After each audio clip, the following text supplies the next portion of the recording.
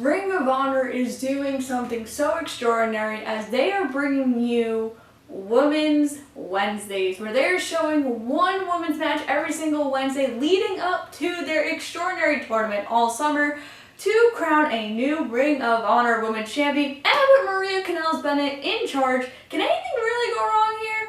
We are here and we are going to cover every single match up on this path to crown a new champion. We'll be covering the tournament, the matches beforehand, and all that good stuff. So, welcome to our first Ring of Honor Women's Wrestling review, and actually welcome to our first Ring of Honor review.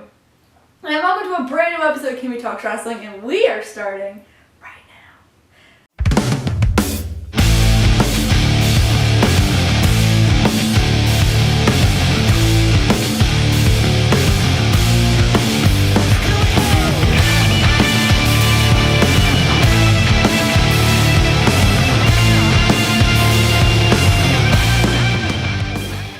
So, it all started with last night. Quinn McKay starts us off saying how, well, basically the intro I just gave you. How Ring of Honor is trying to bring back the women's division, they've been hearing the fans, and now we're leading up to this tournament in the summer to crown a brand new champion. We then segue to Maria Bennett, pretty much cutting a promo again, saying the same thing I've been saying for the past 2 minutes.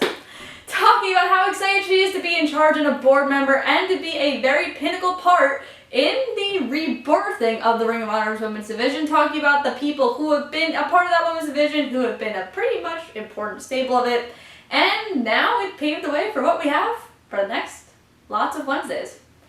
And what an amazing tag team match we had. So now the great thing about this is a lot of stars in this tournament, or just involved in this in general, are all indie stars that might have not had the spotlight as of yet, but you get to see the amount of talent that you have all across the world, and that's really what we saw. Roxy and Max the Impaler wrestling Hyon and Laney Luck, and what a talented group of women we have. We have people who've been trained by Booker T at Reality of Wrestling. We've had former champions, current champions, and basically everything else in between. So, I'm going to break down who everyone is and talk to you a little bit about the match. So first of all, we're going to talk about the woman who I was most impressed with, Roxy, because we're the same age. I was so excited. I was like, oh my god. So, Roxy is currently 19 years old. She is the youngest person involved with this project and probably going to be the youngest person in the tournament. She was trained by Booker T. She is a former Reality of Wrestling Diamond Divas champion. She had such a good showing here. She was involved in most of the match, unlike her tag team partner Max the Impaler, who was kind of scary, and we'll get to that as well. But she had such a good showing here, very, very technical, which I liked, and for her only being 19 and her only being training for 6 years, I was very impressed. Her tag team partner, it's kind of scary. Max the Impaler is a former OVW Women's Champion, a former IWA Mid-South Champion, and she's pretty scary. You know, she has the face paint, she has like the eye contacts going on, She was also the only person that did not do the Code of Honor towards the end of the match. Pretty scary. But, gotta look at the other side. So we have Hyon, who was number 71 on the PWI Insider for 100 for 2020. It's really good. And she is also the Heart of Shimmer champion, and she's currently a part of Rise. And Laney Luck was number 50 on the PWI Insider 100 list for 2020, which is also really good, like top 50. You go, girl. And she lost champions here. She is the Zero Pro Wrestling Women's Champion. She is also the Freelance Underground Independent Champion. And this was just a really fun match. All 4 women very much had their own kind of spotlight within it. Like I said, spotlight, you know, that was good.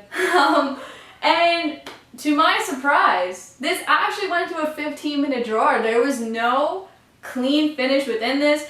All 4 women were just like, really? The match is over? And I was shocked too. Like the commentators were saying, and Maria was also on commentary as well, we were so invested in the action and we just lost track of time. But this was such a good match and a great start to what could be probably one of the best things we have all summer with this women's tournament project. See, I don't want to keep calling it a tournament because the tournament didn't start yet. The tournament's not starting until I think June or July. But it was so good. I've never seen any 4 of these women wrestle, so I was very much in for a treat, and I very much encourage all of you to go watch this. It appears right before Dynamite. It's on at 7 o'clock on YouTube, on Ring of Honor's YouTube, every single Wednesday. So I encourage you guys to watch it because this is probably going to be a very, very good tournament. I believe next week they were saying that Quinn McKay was talking about how one person is going to be able to get the golden ticket that goes straight to the tournament. So we get to see who that is next week, and we'll see another match, and we'll be here to review it. So make sure to like this video, comment if you guys watched it, which you all should. You all should go like right now to go watch the match. Comment what you guys liked about it. Make sure to click that bell for notifications and subscribe. And yeah, that's pretty much it for me. And let's keep making history. Woman empowerment.